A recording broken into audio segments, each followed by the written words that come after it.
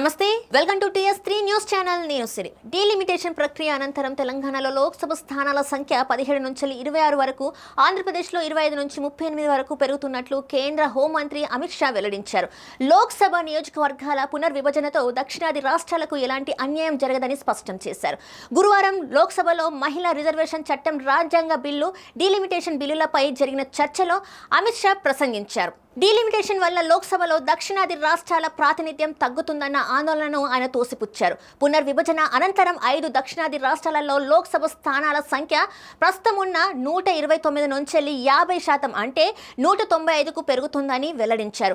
దక్షిణాది రాష్ట్రాలలో లోక్సభ సీట్ల సంఖ్య తగ్గదు, పైపెచ్చు సభలో వాటి ప్రాతినిధ్యం మరింత పెరుగుతుంది అంటూ గణాంకాలతో సహా మంత్రి వివరించారు. తాజాగా ప్రవేశపెట్టిన బిల్లులపై ప్రజలకు ఎలాంటి అపోహలు వద్దు. ఈ బిల్లులతో లోక్సభలో దక్షిణాది ప్రాతినిధ్యం తగ్గుతుందని, ఆ ప్రాంతానికి నష్టం జరుగుతుందని పెద్ద వాదన లేవనెత్తుతున్న భ్రాంతిని వ్యాప్తి చేస్తున్నారు. దీనిపై స్పష్టత ఇవ్వదలిచాను. సభ ముందున్న బిల్లులు ఆధారంగా వాస్తవాలను అందరి దృష్టికి తెస్తాను. నియోజకవర్గాల పునర్విభజనతో ఆంధ్రప్రదేశ్లో లోక్సభ స్థానాల సంఖ్య 25 నుంచి 38 వరకు, ఆ రాష్ట్ర ప్రాతినిధ్యం 4.60 నుంచి 4.65% పెరుగుతాయి.